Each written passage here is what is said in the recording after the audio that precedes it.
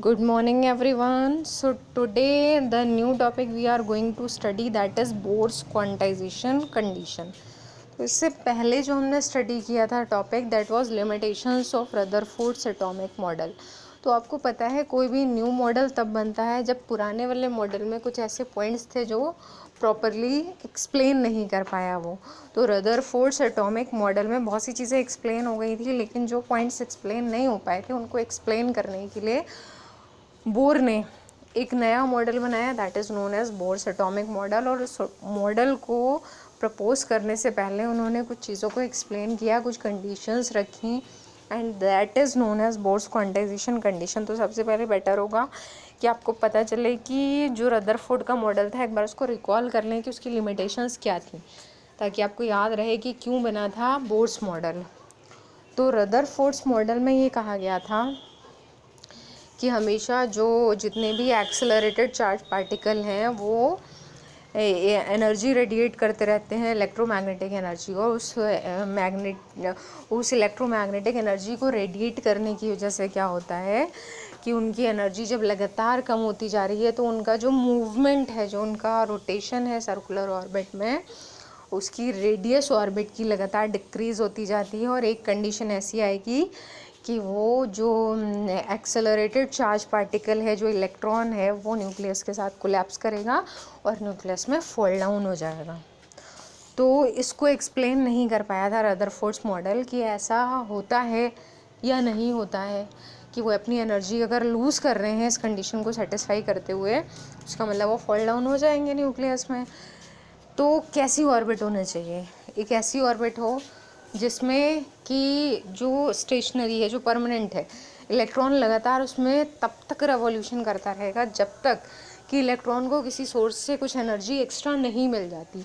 जब उसको एनर्जी मिल जाती है तभी वो हायर लेवल में जंप करता है या लोअर लेवल में आता है। जब वो एनर्जी लूज़ करेगा तो लोअर में आएगा, जब वो एनर्जी गेन करेगा तो हायर लेवल में जाएगा। तो जिन ऑर्बिट्स में जब तक एनर्जी इलेक्ट्रॉन की जितनी है फिक्स रहती है, तब तक जिन ऑर्बिट्स में रेवोल्यूशन करता है वो स्टेशनरी ऑर्बिट्स कहलाती हैं। और इन स्टेशनरी ऑर्बिट्स का कॉन्सेप्ट जो है वो बोर ने दिया था। उसके बाद दूसरा स्पेक्ट्रम से रिलेटेड था। मैंने बताया था कि स्पेक्ट्रम कैसा शो करता है, इलेक्ट्रॉन जो है वो कितने जब जंप कर रहा है किसी लेवल में, हाई लेवल में या लो लेवल में, तो जो लाइंस शो हो रही हैं, those are known as spectral lines, जो स्पेक्ट्रम में दिखाई दे रही हैं। तो वो किस तरह का स्पेक्ट्रम होता है, लाइन स्पेक्ट्रम या कंटिन्यूस स्पेक्ट्रम? तो ये रदरफोर्ड्स मॉडल एक्सप्लेन नहीं कर पाया था। तो अब बोर ने इसको एक्सप्लेन करने के लिए ये कंडीशन रखी यहाँ पर। ये डायग्राम यहाँ बना हुआ है। इस डायग्राम में दिखाया गया है सबसे पहले कि जो वेव्स एमिट हो रही हैं जब इलेक्ट्रॉन रेवोल्यूशन कर रहा है ऑर्बिट में, तो जो वेव्स एसोसिएटेड हैं उसके साथ, क्योंकि हमने ये पढ़ा है कि वेव करेक्टर शो करता है, पार्टिकल वेव नेचर शो करता है। इसका मतलब जब वो मोशन में है, जब वो एक्सलरेट कर रहा है, तो उसके साथ जो वेव्स एसोसिएटेड हैं, उसके लिए हमने कॉन्सेप्ट डी ब्रॉगलीज वेवलेंथ का भी पढ़ा था। तो जब कोई भी चार्ज पार्टिकल या इलेक्ट्रॉन सर्कुलर ऑर्बिट में रेवोल्यूशन कर रहा है, उस ऑर्बिट की रेडियस आर है, और डी ब्रॉगली की हाइपोथेसिस अगर इसमें ऐड करें तो उसके साथ वेव करेक्टर है, उसके साथ वेव्स एसोसिएटेड हैं, तो सर्कुलर ऑर्बिट जो है वो सर्कुलर ऑर्बिट को हम क्या कंसिडर कर सकते हैं? Stationary energy state. किस कंडीशन में कंसिडर कर सकते हैं? अगर if it contains an integral number of de Broglie's wavelength.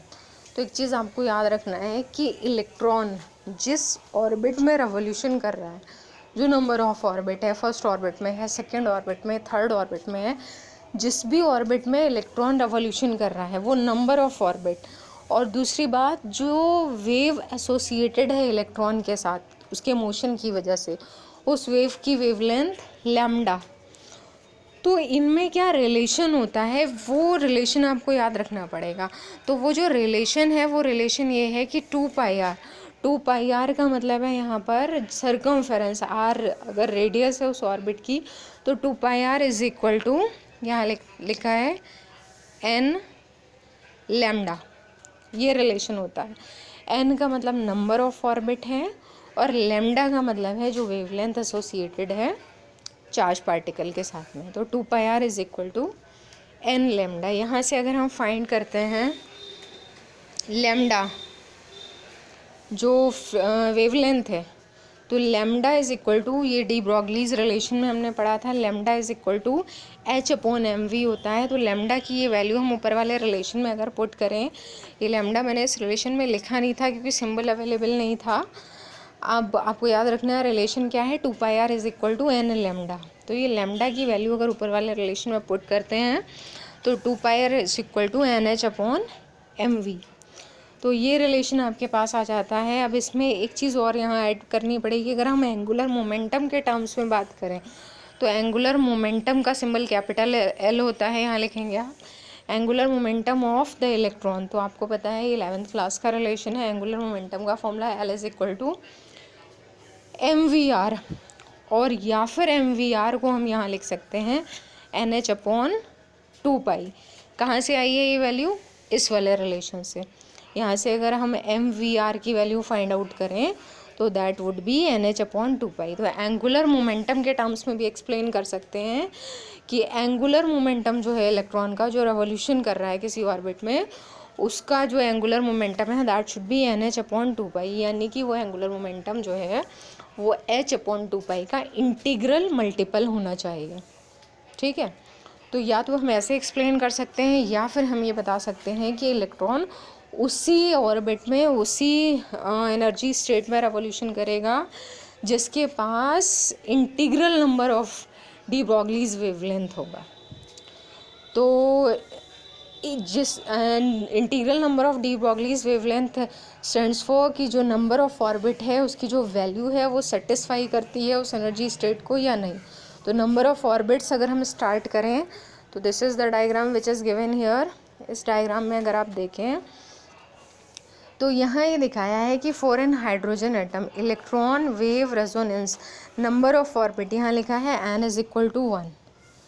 तो यहाँ पर n इज इक्वल टू 1 के लिए सबसे पहले ये वाली ऑर्बिट दिखाई गई है। तो n इज इक्वल टू 1 अगर इलेक्ट्रॉन इसमें रेवोल्यूशन कर रहा है तो ये जो आपको इस तरह से स्पाइरल जो ये कर्व दिखाए गए हैं, ये वो कर्व हैं जो वेवलेंथ एसोसिएटेड हैं इलेक्ट्रॉन के साथ। तो ये वेव्स का स्ट्रक्चर बना है, उसके बाद n इज इक्वल टू 2 पर आते हैं तो ये वेव्स एसोसिएटेड हैं, फिर बाद में n इज इक्वल टू 3। तो इस तरह से जिस भी वो लेवल में आता है उस लेवल के अकॉर्डिंग, जो लेवल का नंबर है उस लेवल के नंबर के अकॉर्डिंग जो वेवलेंथ्स हैं और उन वेवलेंथ्स की वेव एसोसिएटेड रहती हैं इलेक्ट्रॉन से। इसलिए वो जो एनर्जी स्टेट्स होती हैं, जो ऑर्बिट्स होती हैं, वो स्टेशनरी होती हैं। उनमें इलेक्ट्रॉन का जो रेवोल्यूशन है दैट वुड बी परमानेंट। तो आपको इस रिलेशन में एक बार मैं फिर से बता दे रही हूँ चेंजेस कहाँ करने हैं, क्या लिखना है। तो ये जो रिलेशन था उसमें 2πr is equal to n lambda, फिर लैम्डा के लिए लिखना है but lambda is equal to H/mv, फिर लैम्डा की वैल्यू ऊपर वाले रिलेशन में पुट करनी है 2πr is equal to NH/mv। Angular momentum के टर्म्स में लिखेंगे तो mvr या फिर NH/2π, और n का मतलब है यहाँ नंबर ऑफ ऑर्बिट्स या n इंटीजर है, 1 2 3 एंड सो ऑन, जो भी नंबर है ऑर्बिट का। तो ये बोर्स फेमस क्वांटाइजेशन कंडीशन भी है, उसको याद रखना पड़ेगा आपको। ये जो रिलेशन है ये कहलाता है बोर्स क्वांटाइजेशन कंडीशन कि always the angular momentum of the electron will be the integral multiple of H/2π। Thus only those circular orbits can be allowed stationary states of an electron in which its angular momentum is an integral multiple of H/2π। तो वही orbits allowed होंगी, उन्हीं orbits में revolution करेगा। इसीलिए ऐसी condition कभी नहीं हो सकती कि वो न्यूक्लियस के साथ में कोलैप्स करे। तो इसकी बेसिस पे अब ये जो क्वांटाइजेशन कंडीशन है दिस इज़ वेरी इंपॉर्टेंट, इसकी बेस पे ही जो बोर ने अपना मॉडल बनाया था उसमें वही पॉइंट्स एक्सप्लेन किए थे। तो जो बोर का मॉडल है वो जो आपको नोट डाउन करना है तो that should be heading wise, उसमें आपको हेडिंग्स लिखने हैं। तो सबसे पहले न्यूक्लियर कॉन्सेप्ट है इनका, कुछ पॉइंट्स तो वहीं से रदरफोर्ड वाले मॉडल से हैं लेकिन उसको इन्होंने अपनी लैंग्वेज में डिस्क्राइब किया है। तो सबसे पहले आता है nuclear concept, an atom consist of a small and massive central core nucleus around which planetary electrons revolve. ये वही कंडीशन है जो बोर के मॉडल में थी। जो रदरफोर्ड के मॉडल में थी, the centripetal force required for their rotation is provided by the electrostatic attraction between the electrons and the nucleus. ये पूरी कंडीशन आपको एक्सप्लेन करनी पड़ेगी, सिर्फ हेडिंग लिख कर नहीं छोड़ सकते, बिकॉज जब भी ये क्वेश्चन आता है उसका वेटेज हमेशा इतना होता है कि उसमें आपको ये सारे पॉइंट्स लिखने हैं। तो न्यूक्लियर कॉन्सेप्ट में न्यूक्लियस के बारे में बताना है और ये भी बताना है कि इलेक्ट्रॉन क्यों रिवॉल्व कर रहा है, क्योंकि सेंट्रिपिटल फोर्स उसको कहाँ से मिल रहा है, इलेक्ट्रोस्टैटिक अट्रैक्शन से। दूसरा आपका जो पॉइंट है क्वांटम कंडीशन, ये वही है जो अभी एक्सप्लेन हुई थी, यानी कि बोर्स क्वांटाइजेशन कंडीशन, कि of all the possible circular orbits, जितनी भी पॉसिबल ऑर्बिट्स हैं उनमें से इलेक्ट्रॉन सिर्फ उन्हीं में रेवोल्यूशन करेगा जिनमें कि उनका उसका एंगुलर मोमेंटम h/2π का इंटीग्रल मल्टीपल होगा। तो the electrons are permitted to circulate only in those orbits in which the angular momentum of an electron is an integral multiple of h/2π। ये कंडीशन लिख देंगे और फिर ये भी आपको बताना पड़ेगा कि this is Bohr's famous quantum condition और क्वांटाइजेशन कंडीशन। उसके बाद थर्ड, स्टेशनरी ऑर्बिट्स, क्योंकि ये पॉइंट इम्पॉर्टेंट है। स्टेशनरी ऑर्बिट्स क्यों माना गया था इनको, तो while revolving in the permissible orbits का मतलब है यहाँ कि वो ऑर्बिट्स जो परमिटेड हैं रेवोल्यूशन के लिए, दोज आर परमिसिबल ऑर्बिट्स। तो while revolving in the permissible orbits an electron does not radiate energy. तो वहाँ कॉन्सेप्ट ये था कि ये जो एनर्जी रेडिएट हो रही है, तो उसमें कहा था कि किसी भी ऑर्बिट में इलेक्ट्रॉन इसका मतलब रिवॉल्व करेगा तभी एनर्जी रेडिएट करेगा। लेकिन उस कॉन्सेप्ट से यहाँ डिफरेंस क्या है कि जो परमिसिबल ऑर्बिट्स हैं जिनमें क्वांटम कंडीशन सेटिस्फाई हो रही है, उनमें वो एनर्जी को रेडिएट नहीं करेगा। तो while revolving in the permissible orbits an electron does not radiate energy, these non radiating orbits are called stationary orbits. और इसीलिए इनको स्टेशनरी ऑर्बिट्स कहा गया है, क्योंकि इनमें कोई भी एनर्जी का लॉस नहीं होता है।